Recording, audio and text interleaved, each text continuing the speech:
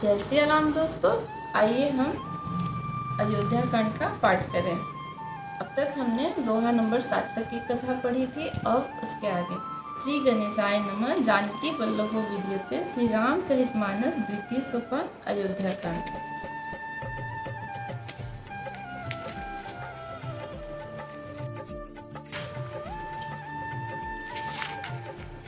सिया राम जय राम जय जय राम, सिया राम जय जय सिया राम। राम राज अभिषेक सुनो, हिय हर्षि नर नार। लगे सुमंगल सजन सब, विधि अनुकूल विचार। सियावर राम जय जय राम। श्री राम जी का अब राज्याभिषेक सुनकर सभी स्त्री पुरुष मन में हर्षित हो उठते और विधाता को अपने अनुकूल समझकर सब सुंदर मंगल साज सजाने लगे। आगे तब नर नाहि विशिष्ट वशिष्ठ बुलाए, राम धाम सिख देन पठाए। गुर आगमन सुनत रघुनाथा, द्वार आई पद नायु माथा। सादर अर्घ देई घर जाने, सोरह भांति पूजी सन्माने। गहे चरण सिय सहित बहोरी, बोले राम कमल कर जोरी।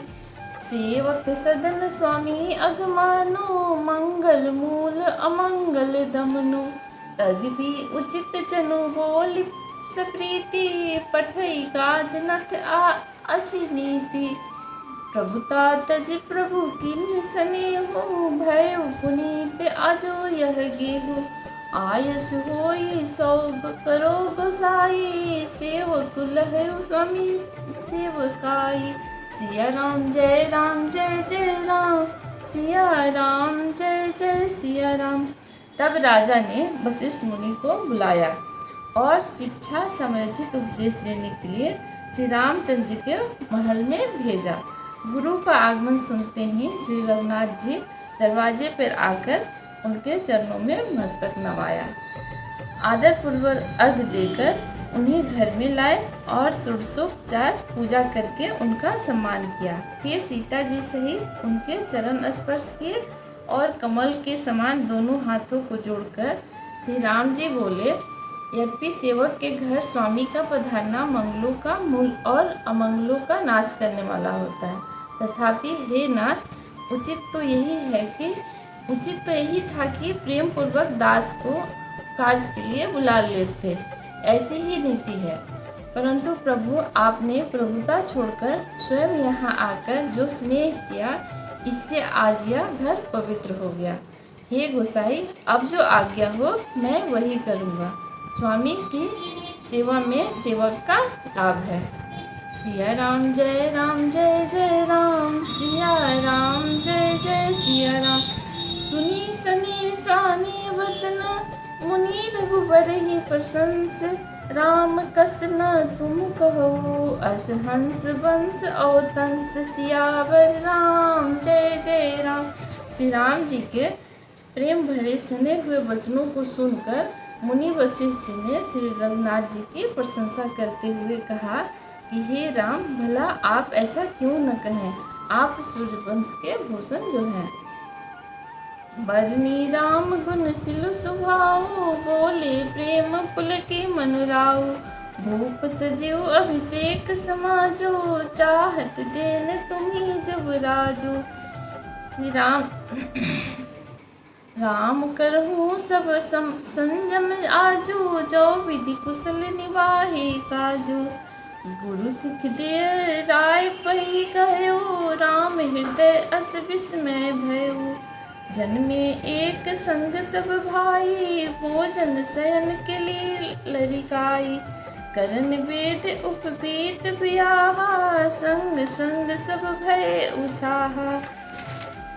विमल वंश यह अनुचित एको, बंधु बिहाय बड़े ही अभिषेकु। प्रभु सप्रेम पछितानि सुहाई, हरहु भगत मन कै तुलाई। श्री राम जी के प्रेम भरे वचन को सुनकर वशिष्ठ जी उनको बोलते हैं कि आप सूर्यवंश के भूषण हैं। और श्री राम जी के गुणशील और स्वभाव का बखान कर मुनिराज प्रेम से पुलकित होकर बोले हे राम जी, श्री रामचंद्र, आप दशरथ जी के राज्याभिषेक की तैयारी की है, वे आपको युवराज पद देना चाहते हैं। इसलिए हे राम जी, आज आप उपवास, हवन आदि विधि पूर्वक सब संयम कीजिए, जिससे विधाता कुशल पूर्वक इस काम को निभा दे, यानी सफल कर दे। गुरु जी शिक्षा देकर राजा दशरथ जी के पास चले गए और श्री राम जी के हृदय में यह सुनकर इस बात का खेद हुआ कि हम सब भाई एक ही साथ जन्मे, खाना सोना लड़कपन के खेल कूद, कंछेदन, यज्ञोपवीत और विवाह आदि उत्सव सब साथ साथ ही हुए।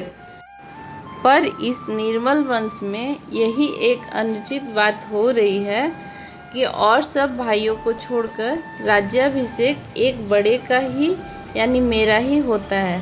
तुलसीदास जी कहते हैं कि प्रभु श्री राम का यह सुंदर प्रेम पूर्ण पछतावा भक्तों के मन की कुटिलता को हरण करे।